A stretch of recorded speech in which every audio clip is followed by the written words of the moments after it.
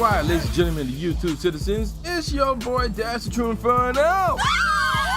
And there's a lot that I need to get into. First and foremost, let me start off by giving you guys this news. That's right, I dropped the single off my upcoming beat album, Residential Epidemic. The single is called Shuttlesworth. Yes, the same Shuttlesworth from He Got Game, where the main character is Jesus Shuttlesworth, played by Ray Allen, also involving Denzel Washington and directed by Spike Lee. So there you go. The single came out this past Tuesday. It is available on truinferno.bandcamp.com. Also, I do have the single on my YouTube channel, and obviously the link to that is at the end of this video. So to pick it up, which is only $1, you know, again, hit up truinferno.bandcamp.com or go on over to true-inferno.co.nr for more information about that and the actual beat album, which comes out April the 15th.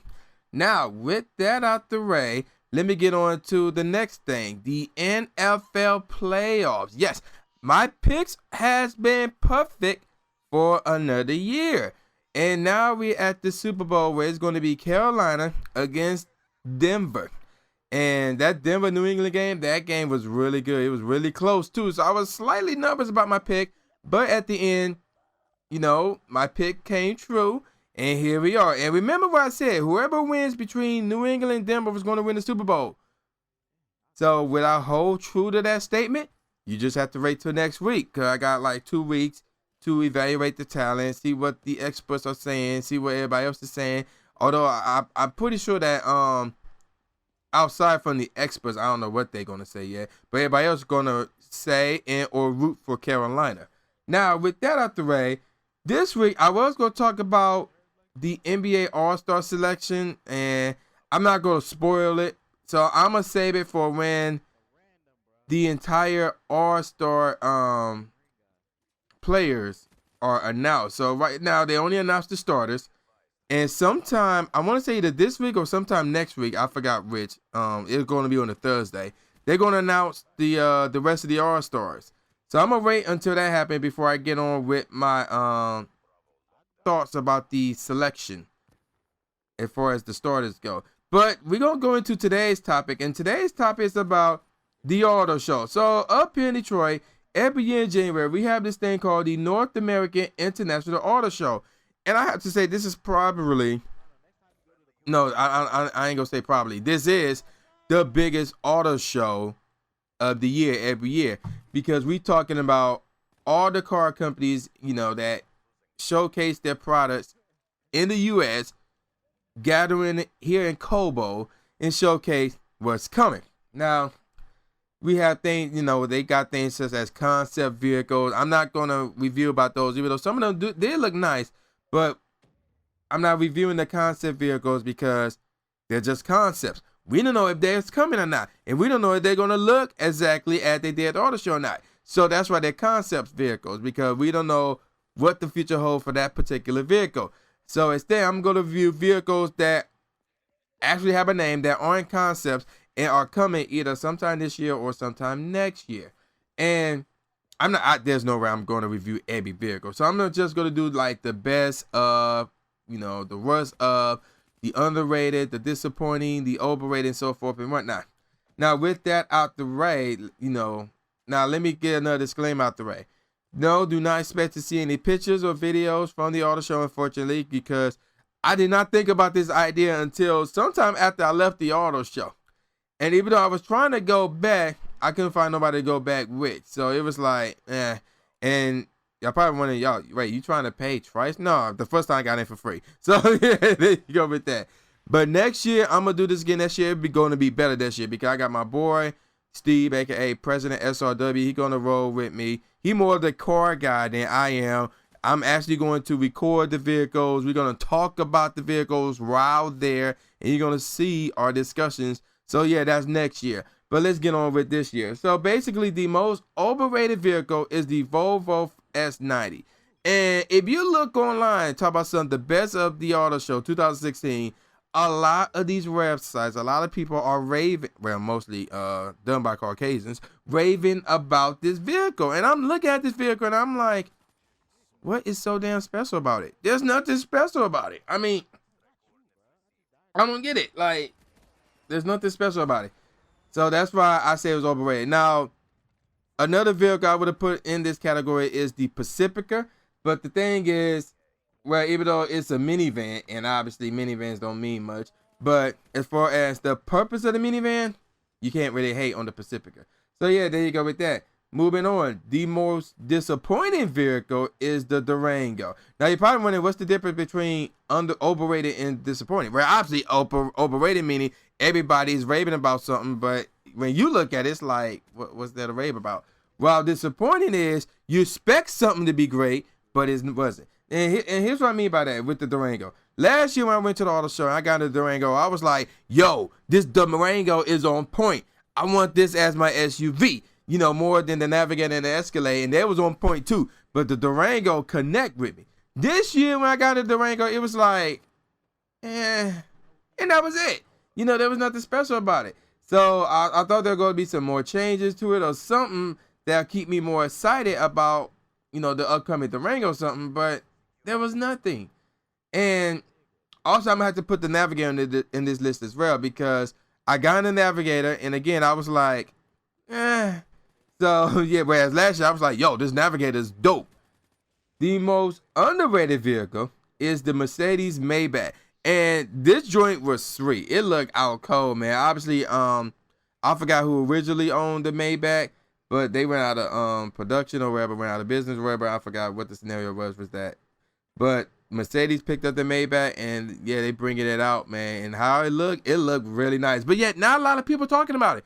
They talk about another Mercedes vehicle, and I thought this one was better. And this one, then there was another one.